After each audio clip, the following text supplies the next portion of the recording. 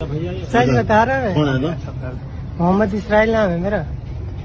कौन है तो? नबी हूँ मैं, आखिरी है तो? नबी। हाँ, आखिरी नबी तो है। एक मरतबा और बता। आखिरी नबी हूँ मैं। आज के ये सब हरामियों को पूछ लेना चाहिए अपने बाप अपनी माँ से जा करके, जो हुजूर की शान में भौंकते हैं इनको पूछ लेना चाहिए अपनी माँ से जा करके। ये कुरान का उसूल मैं बता रहा हूँ, इसमें मुझे कोई झिझक नहीं है। इसीलिए मेरे अजीज़ों, आप इस बात को समझ करके चलें कि नबी पाक सल्लल्लाहु तआला अलैहि वसल्लम की शान में भौंकने वाले ये ऐसे ही लोग हैं जिनका नुतफ़ा साबित नहीं है, जिनका नसब साबित नहीं है। तेरे खुल्क को हक़ ने अजीम कहा, नील किया, कोई तुझसा हुआ है न होगा शाह, तेरे खालिक हुस्न अदा की कसम। नबी पाक सल्लल्लाहु तआला अलैहि वसल्लम की सीरत को अल्लाह ने सबसे अजीम कहा, खुल्क, और खल्क यानी हुजूर की सूरत को भी सबसे खूबसूरत किया।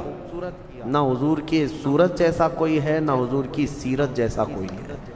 आओ मैं आपको बताऊं, उम्मुल मोमिनीन आयशा सिद्दीक़ा रज़ियल्लाहु तआला अन्हा से पूछा गया, माँ आप बताएं रसूलुल्लाह सल्लल्लाहु अलैहि वसल्लम के अखलाक कैसे थे। हज़रत आयशा सिद्दीक़ा फरमाती हैं, कान खुल्क़ुहुल कुरान, उनके अखलाक तो पूरा कुरान है। हुजूर सल्लल्लाहु अलैहि वसल्लम के अखलाक कुरान है। हज़रत आयशा फरमाती हैं, कुरान हुजूर के अखलाक हैं पूरे। मैं ये कहता हूँ अपने तो अपने खैर भी इस बात से मुतासिर हैं कि नबी पाक सल्लल्लाहु अलैहि वसल्लम के अखलाक कोई बनावटी अखलाक नहीं थे। आपके किरदार, आपका कैरेक्टर जो है वो कोई तकल्लुफ़ से तसन्नो से आने वाला नहीं था। ये नेचुरली अल्लाह ताला ने इस आला अखलाक पर आपको पैदा किया था। आप अरबों में जो हुजूर के जान उनसे भी अगर कोई चीज़ पूछ लें बता देंगे।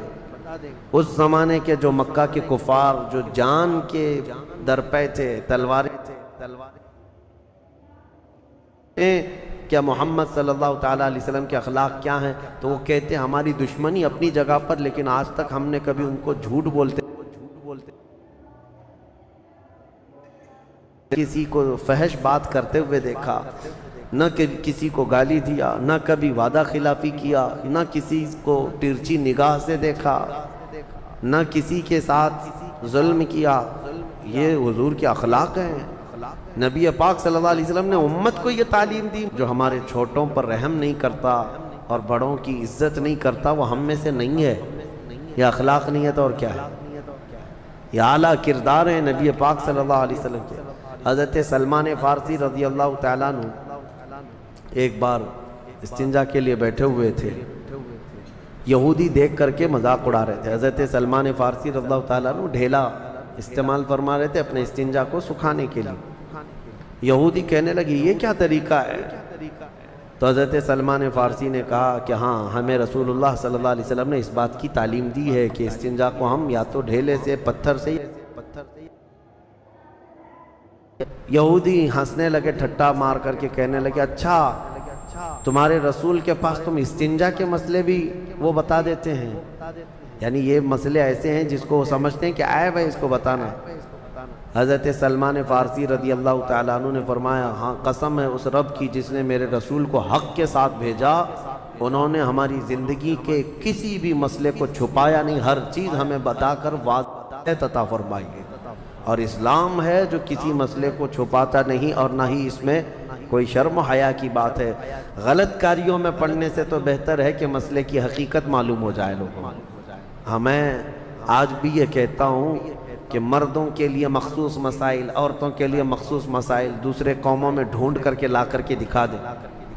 हैज़ के मसाइल, निफास के मसाइल, इस्तिहाज़ा के मसाइल, ये औरतों के पर्सनल मसाइल हुआ करते हैं, लेकिन शरीयत ने इसको वाज़ेह तरीके से बयान किया है, पूरा बयान करके रखा है कि कहीं कोई अनजाने में गुमराह ना हो जाए और कुछ का कुछ ना करे। ये आला अखलाक पर आया हुआ दीन है, नबी पाक सल्लल्लाहु तआला अलैहि वसल्लम के अखलाक। लेकिन अफसोस ये है कि उनकी कौम, उनकी उम्मत आज बद अखलाक हो रही है। अफसोस इस बात का है, अलमिया इस बात का है कि नबी पाक सल्लल्लाहु तआला अलैहि वसल्लम के जो नाम लेवा हैं ये उनके अखलाक की बजाय किसी और के अखलाक के पीछे पड़ गए। अभी پرسنالٹی ڈیولپمنٹ کے لیے اور اچھے عمدہ کیریکٹر سیکھنے کے لیے لوگ جو ہے کلاسز جوائن کرتے ہیں. وہاں کلاسز میں سکھائے جاتے ہیں کہ تمہیں کس طرح لوگوں سے ملنا چاہیے، ہینڈ شیک کیسے کرنی چاہیے، بیٹھیں تو کیسے بیٹھیں، کھانے کے وقت کتنے چمچ ہونا چاہیے، ہاتھ کیسے رکھنی چاہیے، یہ سب آج سکھایا جا رہا ہے. لیکن مجھے افسوس اس بات کا ہے کہ ہمارے بچے ان لوگوں سے اخلاق سیکھنے جا رہے ہیں جن کو پیشاب کا طریقہ بھی نہیں معلوم. ہاں کھڑے ہو کر کے پیشاب کر کے آ جاتے ہیں اور یہاں اخلاق سکھا رہے ہوتے ہیں، اخلاق سکھا رہے ہیں اور لوگوں کو یہ بتا رہے ہیں کہ ایک اچھے کیریکٹر، گڈ مینرز، پتہ نہیں کیا کیا الفاظ دے کر کے. مجھے افسوس اس قوم پر ہے کہ جس کے لیے قرآن کہہ رہا ہے وَإِنَّكَ لَعَلَىٰ خُلُقٍ عَظِيمٍ، محبوب ہم آپ کو سب سے بلند اخلاق پر بنائے ہیں. کاش تم دیکھ لیے ہوتے نبی پاک صلی اللہ علیہ وسلم کے اخلاق کو. اسی میں عزت ہے میرے عزیز، اسی میں عزت ہے. کچھ لوگوں نے آج ایسا سمجھ لیا ہے کہ حضور کے اخلاق، حضور کے کردار بہت پرانے ہو گئے. اس زمانے کے اگر طور طریقوں پر ہم چلیں گے تو پتہ نہیں اب نئی دنیا میں ہم کو کیا سمجھیں گے، ملا بولیں گے، مولوی بولیں گے. یہ تمہاری خام خیالی ہے، شیطانی وسوسہ ہے تمہارا. ہر زمانے میں میرے مصطفیٰ کے اخلاق اعلیٰ ہیں، لیکن بس اس کو سینے سے لگانے والا ہونا چاہیے. وہ جہاں جائے، ہم نے آج دیکھا ہے کہ افغان کے وہ مولوی لوگ، ان کی پگڑیاں، ان کے کرتے پیجامے ہیں، لیکن ہم نے یہ بھی دیکھا کہ وقت کا سپر پاور بھی گھٹنے ٹیک کر ان سے مذاکرات کرنے پر مجبور ہے. ہاں وہ افغان کے مولوی لوگ کہیں یہ نہیں کہ امریکہ سے، رشیا سے مذاکرات کرنا ہے، ڈائلاگ ہے تو تھوڑا سوٹ بوٹ پہن کر کے جاتے، نہیں، وہ اپنے اسی پرانے لباس میں ہی جاتے ہیں. یہ اچھی شناخت لے کر جاتے ہیں، اپنی آئیڈینٹیٹی لے کر کے جاتے ہیں. میاں جب دنیا اپنی شناخت کے ساتھ آتی ہے تو ہم اپنی شناخت کے ساتھ کیوں نہ جائیں. میں اس پر آپ کے ہاں شدت تو کبھی نہیں کیا، لیکن یہ ضرور کہتا ہوں کہ عشق کا تقاضا ہے، محبت کا تقاضا ہے، اپنے حبیب کے چہرے کو سجایا جائے. اور حضور صلی اللہ تعالیٰ علیہ وسلم کے اخلاق میں جو عزت ہے وہ دنیا میں کسی بھی چیز میں عزت نہیں ملی. تمہاری عزت وہیں پر ہے. آج انگریز ننگے گھوم کر کے فخر کرتے ہیں، تم اپنے نبی کے اخلاق پر کیوں نہیں فخر کر سکتے؟ اور نوجوانوں کو میں ایک جملہ کہتا ہوں، آج لوگ چوٹی رکھ کر کے شرماتے نہیں، تمہیں داڑھی رکھنے میں کیوں شرم آئے؟ چوٹی والوں کو شرم نہیں آتی، اور داڑھی والوں کو کیوں شرم آتی؟ داڑھی مرد کی شان ہے، نبی پاک صلی اللہ تعالیٰ علیہ وسلم کی وجاہت ہے یہ. اور آپ دیکھیں بہت سارے لوگوں کو ایسا لگتا ہے کہ نہیں، یہ زمانے کے تقاضوں کے اعتبار سے نہیں، یہ دنیا نے تمہیں اس طرح دماغ میں بٹھا رکھا ہے، انہوں نے الٹ کر کے رکھا ہے دجالی نظام لانے کے لیے. اور مردوں کو یہ سوچنا بھی چاہیے. میں اس لیے کہہ رہا ہوں کہ میرے مصطفیٰ کریم صلی اللہ تعالیٰ علیہ وسلم کے اخلاق میں سے ہے.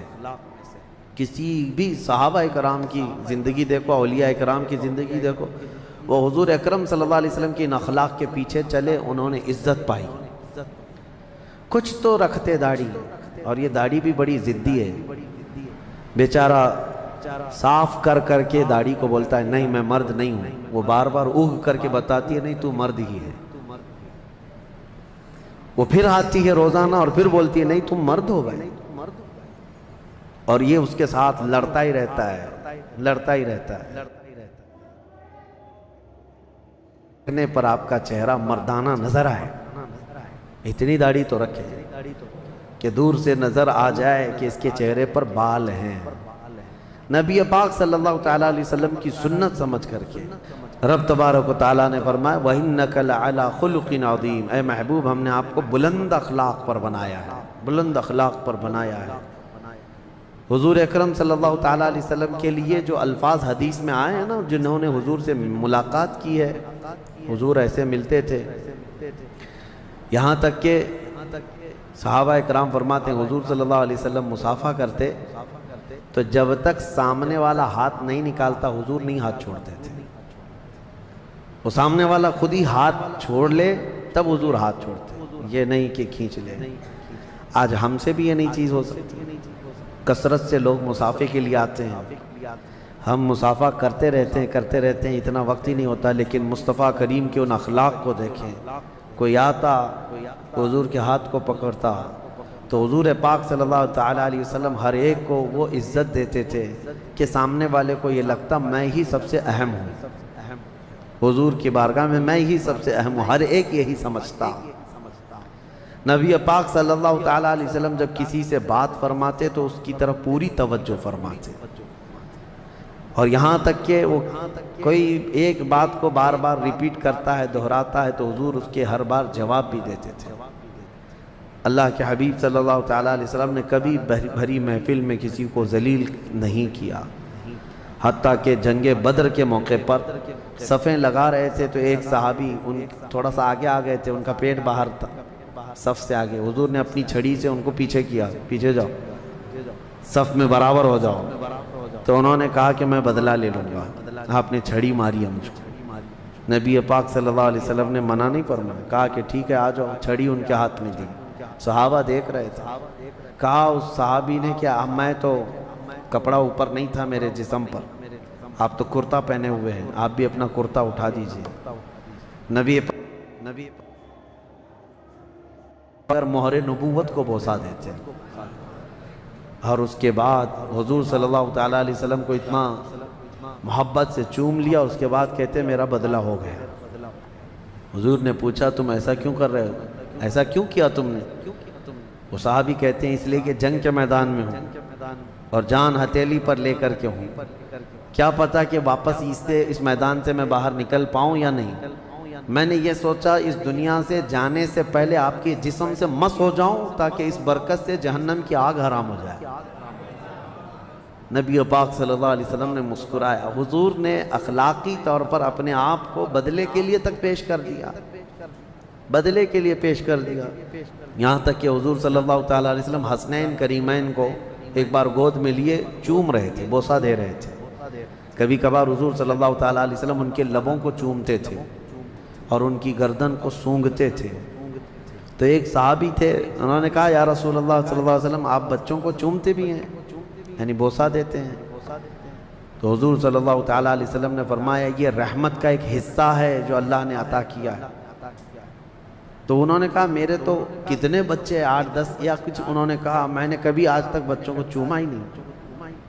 کہا حضور اکرم صلی اللہ تعالیٰ علیہ وسلم نے کہ بچوں کو یہ پیار کرو، یہ بوسہ دینا یا ان کو قریب کرنا یہ حضور کی سنتوں میں سے ہے۔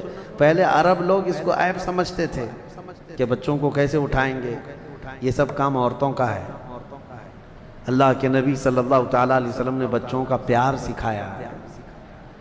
جو باپ جتنا اسے وقت دے گا، جتنا پیار دے گا، جوانی میں بچہ اس کے لیے اتنا ہی خدمتگار بھی ہوگا، اتنا ہی خدمتگار ہوگا۔ کھانے کے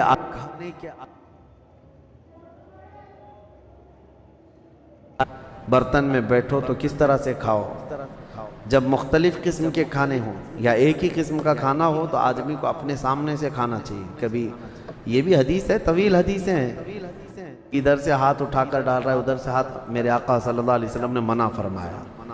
مختلف قسم کے کھانے ہوں الگ الگ تو الگ الگ جگہ سے اٹھا کے کھائیں، لیکن کھانا رکھا ہو تو ایک ہی جگہ سے آدمی ہاتھ اٹھا کر کھائے۔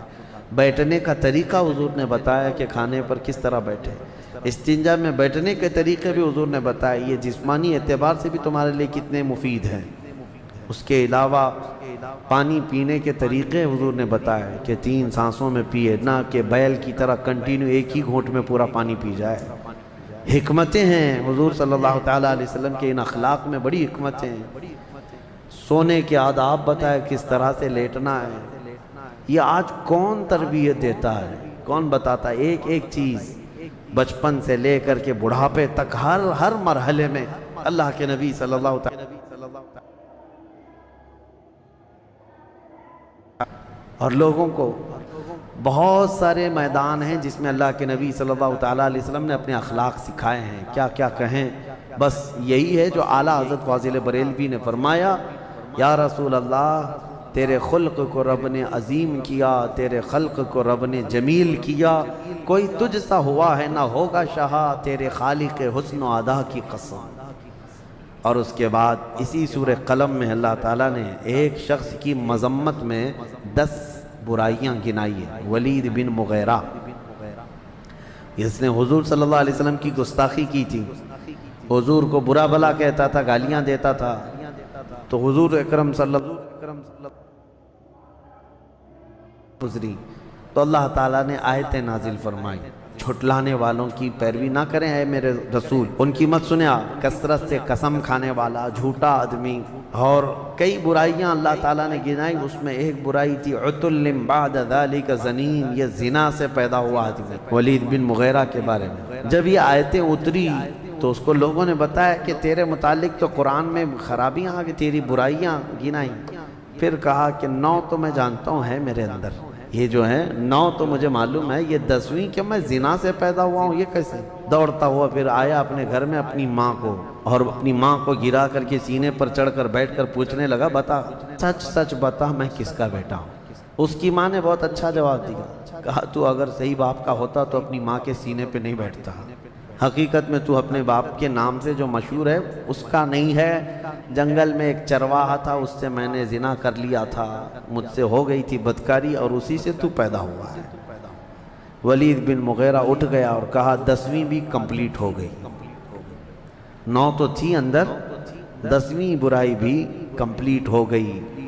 آج کے یہ سب حرامیوں کو پوچھ لینا چاہیے اپنی ماں سے جا کر کے، جو حضور کی شان میں بھونکتے ہیں، ان کو پوچھ لینا چاہیے اپنی ماں سے جا کر کے۔ یہ قرآن کا اصول میں بتا رہا ہوں، اس میں مجھے کوئی جھجک نہیں ہے۔ اسی لیے میرے عزیزو، آپ اس بات کو سمجھ کر کے چلیں کہ نبی پاک صلی اللہ تعالیٰ علیہ وسلم کی شان میں بھونکنے والے یہ ایسے ہی لوگ ہیں جن کا نطفہ ثابت نہیں ہے، جن کا نسب ثابت نہیں ہے، جن کی اصل میں خطا ہے، ورنہ حلال بندہ حضور اللہ تعالیٰ علیہ وسلم کے ہر اخلاق پر قربان جاتا ہے کہ حضور کی شان میں جب کبھی حملہ ہو، نبی پاک صلی اللہ علیہ وسلم کی جب کبھی کوئی گستاخی کرے تو اس گستاخ کا جواب دینا، توجہ، اس گستاخ کا جواب دینا عام آدمی کی نہیں بلکہ یہ اللہ رب العزت کی سنت مبارکہ ہے، اللہ کی سنت مبارکہ ہے، ناموس رسالت کی حفاظت اور رسول پاک صلی اللہ تعالیٰ علیہ وسلم کی پہرے داری اور دشمنان رسول کو منہ توڑ جواب دینا، یہ اللہ کی سنت مبارکہ ہے۔ تو آپ کی زندگی میں اگر کبھی موقع ملے تو ایسے گستاخوں کا منہ توڑ جواب دیں، منہ توڑ نہیں دانت توڑ بھی جواب دیں، کہ نبی پاک صلی اللہ تعالیٰ علیہ وسلم کی شان میں بولنے کے لیے پھر دانت ہی نہ رہیں، وہ کیا بول رہا ہے بعد میں کسی کو سمجھ میں بھی نہ آئے۔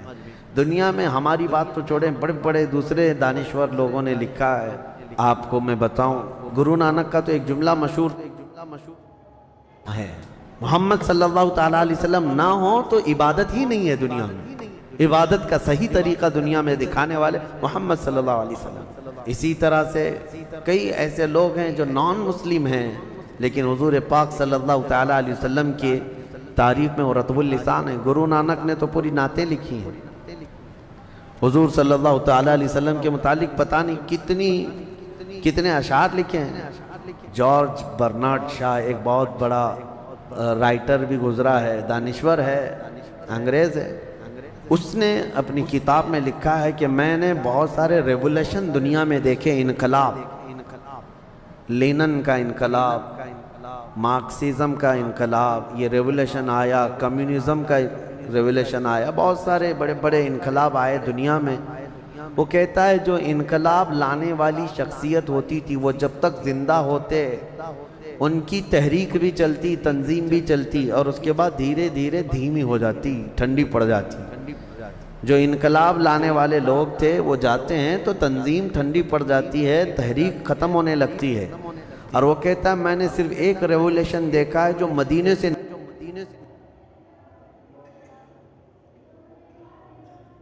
دنیا میں پھیلا تھا، اور اس کے بانی محمد صلی اللہ علیہ وسلم، اس کے فاؤنڈر محمد صلی اللہ علیہ وسلم دنیا سے پردہ تو کر گئے لیکن ان کا لایا ہوا ریولیشن، ان کا لایا ہوا انقلاب 14 صدیوں کے بعد بھی ٹھنڈا نہیں پڑتا، روز بڑھتا ہی جاتا ہے۔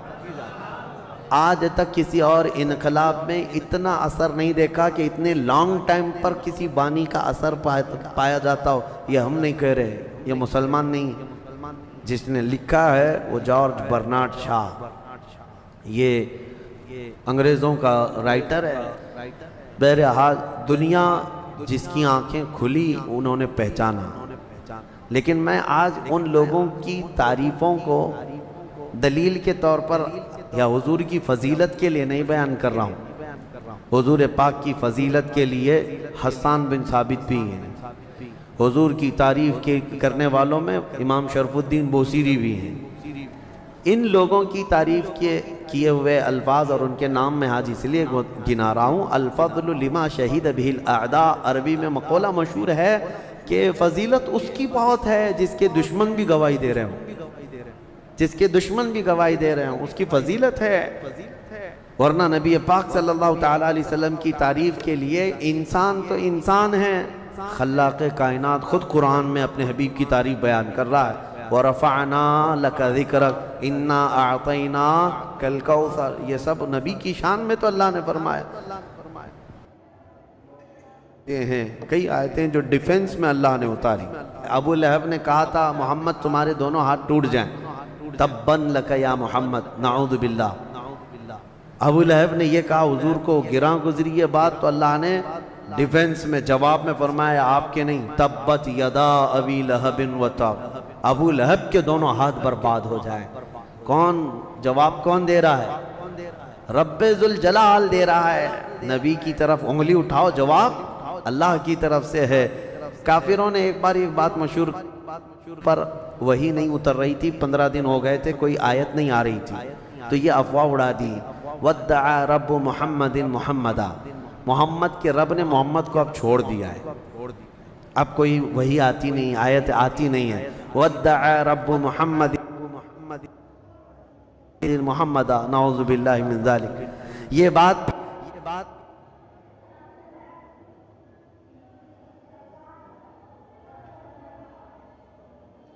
پریشان حال تھے، یعنی غمگین تھے۔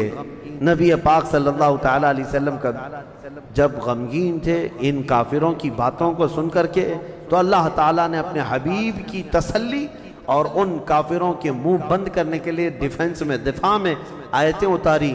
وَالضُّحَىٰ وَاللَّيْلِ اِذَا سَجَىٰ مَا وَدَّعَكَ رَبُّكَ وَمَا قَلَىٰ، محبوب کے چمکتے چہرے کی قسم، ان کی زلف معمبری کی قسم، محبوب آپ کے رب نے نہ آپ کو چھوڑا ہے اور نہ کچھ کم کیا ہے۔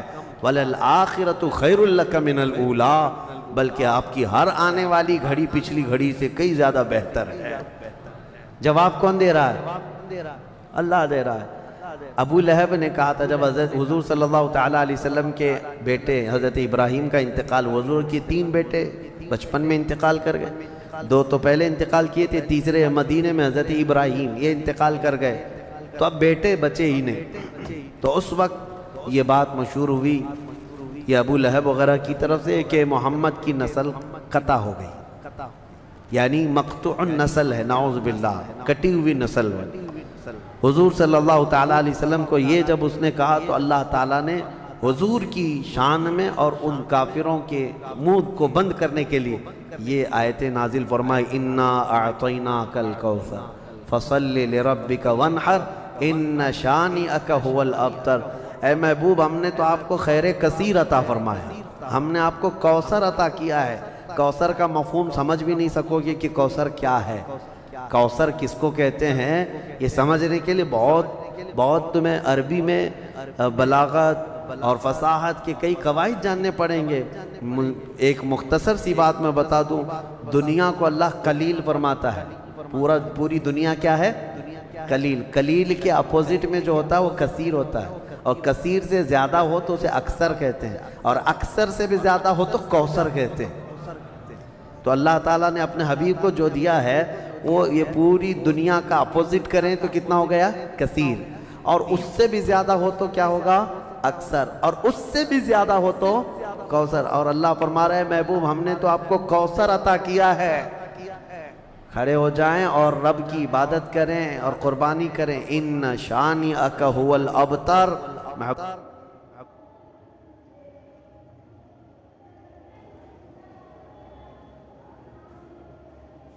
اللہ کا فرمان حق ہے. ڈھونڈ کے نکالو ابو لہب کے بیٹے کہاں رہتے ہیں, نکال کے دکھاؤ کہاں ہیں ابو لہب کی اولاد. پتہ ہے کسی کو ایڈریس وغیرہ, کسی کو پتہ ہے؟ کوئی نہیں ڈھونڈ کر لا سکے گا. وہ مقطوع النسل خود ہو گیا, لیکن جس چپے میں جس علاقے میں بھی جائے سادات کی خوشبو تمہیں ملتی رہے گی. میرے آقا کی آل ہر جگہ ہے. اللہ نے اپنے نبی کی آل کو سیدہ کائنات فاطمہ الزہرا سے چلایا ہے. تو سید زادے جتنے بھی ہیں دنیا میں آج ہیں کہ نہیں ہیں؟ الحمدللہ. تو جو اعتراض حضور کی طرف کافر کرتے تھے تو جواب کون دیتا رہا؟ اللہ دیتا رہا. ہاں, یہ ہر ایک عاشق رسول جواب دے حضور صلی اللہ تعالیٰ علیہ وسلم کی عزت کے لیے. اللہ کریم ہم جب تک زندہ رہیں ہمیں حضور پاک کی عزت پر مر مٹنے کی توفیق عطا فرمائے. ہم نے یہی دعا کیا ہے جو زندگانی باقی یہ ارادہ کر لیا ہے یا رسول اللہ تیرے منکروں سے آقا میں مروں گا لڑتے لڑتے, تیرے منکروں سے آقا میں مروں گا لڑتے لڑتے. مولا کریم ہمیں